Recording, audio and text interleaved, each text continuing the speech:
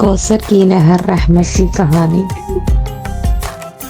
एक मर्तबा का जिक्र है, एक खूबसूरत गांव था जहां लोग प्यार और मोहब्बत से रहते थे। गांव में एक नेक और दाना बुजुर्ग जिनका नाम हकीम इस्माइल था रहते थे। हकीम इस्माइल के पास एक खास तोहफा था, एक कदीम कलाम जिसमें रब की रहमतों की कहानियां थी। एक दिन गांव के बच्चे हकीम इस्माइल के पास आकर कहने लगे, हमें कोई खूबसूरत कहानी सुनाओ। हकीम इस्माइल ने मुस्कुराते हुए किताब खोली और कहा, आज मैं तुम्हें कोसर की नहर की कहानी सुनाऊंगा जो अल्लाह की बेहद रहमत की निशानी है।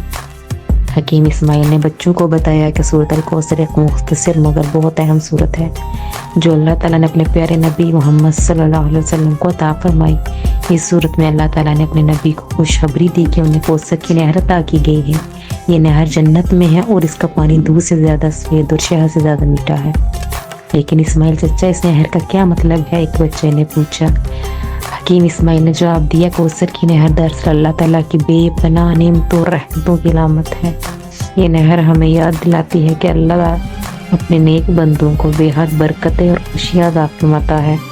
नबी करीम सल्लल्लाहु अलैहि वसल्लम को ये नहर इसलिए दी गई क्योंकि वो अल्लाह के सबसे प्यारे बंदे हैं और उनकी कुर्बानी और मोहब्बत के सिले में ये नेमत अता की गई। हकीम इस्माइल ने मज़ीद बताया कि सूरत अल कौसर में अल्लाह ताला ने अपने नबी को तसल्ली दी कि वो उन लोगों की बातों से ना घबराएं जो उनका मजाक उड़ाते हैं।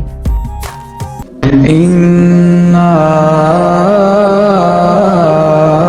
अअतैनाकल कौसर फसल्लि लिरब्बिका वन्हर इन्न शानिअका हुवल अबतर। अल्लाह ने फरमाया कि इनके दुश्मनों का नाम और निशान मिट जाएगा और इनका जिक्र हमेशा कायम रहेगा। ये कहानी हमें सिखाती है कि हमें हमेशा अल्लाह की रहमतों और नेमतों पर यकीन रखना चाहिए और मुश्किलात में सब्र से काम लेना चाहिए। अल्लाह ताला हमेशा अपने नेक बंदों की मदद करता है और उन्हें अजीम अनामात से नवाजता है। बच्चे हकीम इस्माइल की कहानी से बहुत मुतासर हुए और उन्होंने अहद किया कि वो भी अल्लाह की रहमतों पर यकीन रखेंगे और हर हाल में शुक्रगुजार रहेंगे।